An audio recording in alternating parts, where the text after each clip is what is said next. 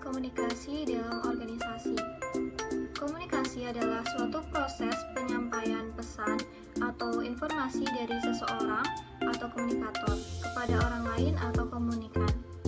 Organisasi adalah perkumpulan atau wadah bagi sekelompok orang untuk bekerja sama, terkendali, dan terpimpin untuk tujuan tertentu. Menurut Gotthaber 1986, komunikasi organisasi yaitu proses menciptakan dan saling menukar pesan dalam satu jaringan hubungan yang saling tergantung satu sama lain untuk mengatasi lingkungan yang tidak pasti atau yang selalu berubah-ubah. Menurut persepsi Reading dan Sanborn, mereka mengatakan bahwa komunikasi organisasi adalah pengiriman dan penerimaan informasi dalam organisasi yang kompleks. Selanjutnya ada unsur-unsur komunikasi dalam organisasi. Yang pertama ada komunikator, yaitu memberi berita yang dalam hal ini adalah orang yang berbicara, pengirim berita atau orang yang memberitakan. Yang kedua, menyampaikan berita. Dalam hal ini dapat dilakukan dengan cara mengatakan, mengirim, atau menyiarkan. Yang ketiga, berita-berita yang disampaikan atau message dapat dalam bentuk perintah, laporan, atau saran. Yang keempat, komunikan yaitu orang yang dituju pihak penjawab atau para pengunjung. Dengan kata lain, orang yang menerima berita, tanggapan, atau reaksi respon dalam bentuk jawaban atau reaksi. Kelima unsur komunikasi tersebut atau komunikator menyampaikan berita.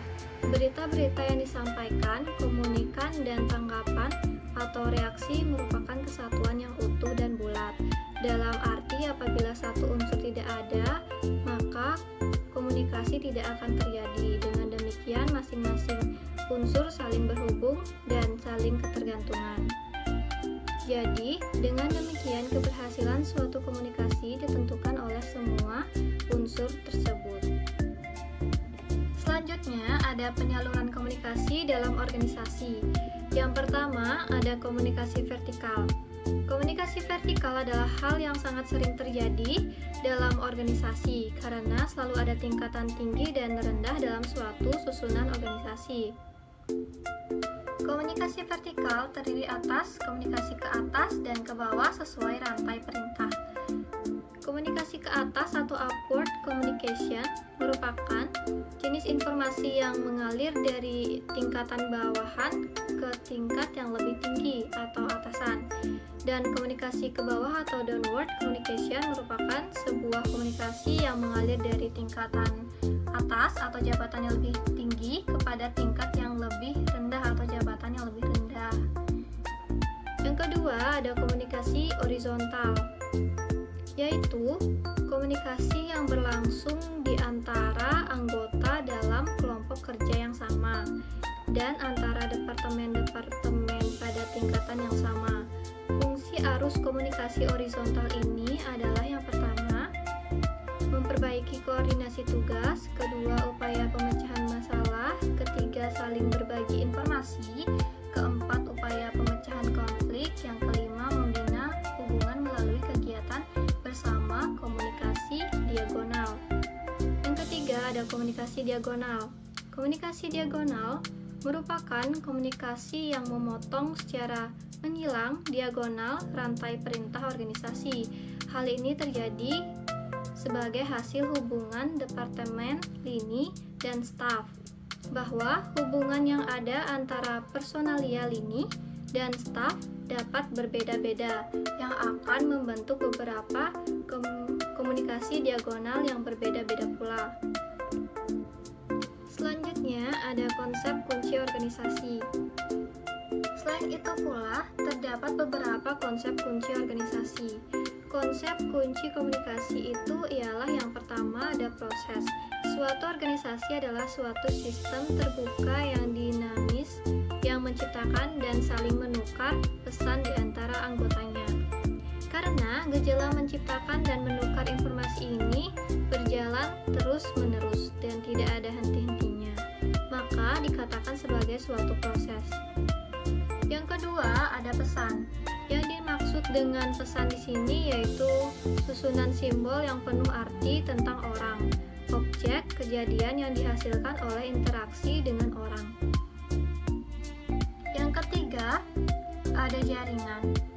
Organisasi terdiri dari satu seri orang yang tiap-tiap darinya memiliki posisi kedudukan atau peran tertentu dalam organisasi. Pertukaran pesan dari sesamanya orang-orang ini terjadi melewati satu set jalan kecil yang hal ini dinamakan jaringan. Yang keempat, ada keadaan saling tergantung. Keadaan yang saling tergantung satu bagian dengan bagian lainnya. Hal ini telah menjadi sifat dari suatu organisasi yang merupakan suatu sistem terbuka. Bila terjadi bagian yang organisasi mengalami gangguan, maka akan berpengaruh kepada bagian lainnya dan mungkin juga kepada seluruh sistem organisasi. Yang kelima, ada hubungan. Karena organisasi merupakan suatu sistem terbuka, sistem kehidupan sosial, maka untuk berfungsinya bagian-bagian itu terletak pada tangan manusia. Oleh karena itu, hubungan manusia dalam organisasi dihubungkan oleh manusia, dan hubungan manusia dalam organisasi yang memfokuskan kepada tingkah laku komunikasi dari orang yang terlibat dalam suatu hubungan yang perlu dipelajari. Yang keenam, ada lingkungan. Yang dimaksud dengan lingkungan di sini yaitu semua totalitas secara fisik yang faktor sosial dan diperhitungkan dalam perbuatan keputusan mengenai individu dalam suatu sistem. Yang ketujuh, ketidakpastian. Ketidakpastian adalah perbedaan informasi yang tersedia dengan informasi yang diharapkan. Selanjutnya ada pedoman komunikasi. American Management Association atau AMA telah menyusun sejumlah prinsip-prinsip komunikasi yang disebut The 10 Commandments of Good Communication atau 10 pedoman komunikasi yang baik. Pedoman-pedoman ini disusun untuk meningkatkan efektivitas komunikasi organisasi. Secara ringkas adalah sebagai berikut. Yang pertama, cari kejelasan gagasan-gagasan terlebih dahulu sebelum dikomunikasikan. Yang kedua, teliti tujuan sebenarnya setiap komunikasi. Yang ketiga, pertimbangkan keadaan fisik dan manusia keseluruhan kapan saja berkomunikasi akan dilakukan. Yang keempat, konsultasikan dengan pihak-pihak lain bila perlu dalam perencanaan komunikasi. Yang kelima, perhatikan tekanan nada dan ekspresi lainnya sesuai isi dasar berita selama berkomunikasi. Yang keenam, ambil kesempatan bila timbul untuk mendapatkan segala sesuatu yang membantu atau umpan balik. Yang ketujuh, ikut lebih lanjut berkomunikasi yang dilakukan. Yang kedelapan, perhatikan konsistensi komunikasi. Yang kesembilan, tindakan atau perbuatan harus mendorong komunikasi. Yang kesepuluh, jadilah pendengar yang baik. Berkomunikasi tidak hanya untuk dimengerti, tetapi untuk mengerti. Selanjutnya ada kesimpulan. Beberapa hal yang umum dapat disimpulkan yaitu yang pertama, komunikasi organisasi terjadi dalam suatu sistem yang terbuka, yang kompleks, yang dipengaruhi oleh lingkungannya sendiri, baik internal maupun eksternal. Yang kedua, komunikasi organisasi meliputi pesan dan arusnya, tujuan, arah, dan media. Yang ketiga, komunikasi organisasi meliputi orang dan sikapnya, perasaannya, hubungannya, dan keterampilan atau skillnya. Sekian presentasi dari saya. Jika ada kesalahan kata, mohon maaf. Sekian dan terima kasih. Om Santi Santi Santi Om.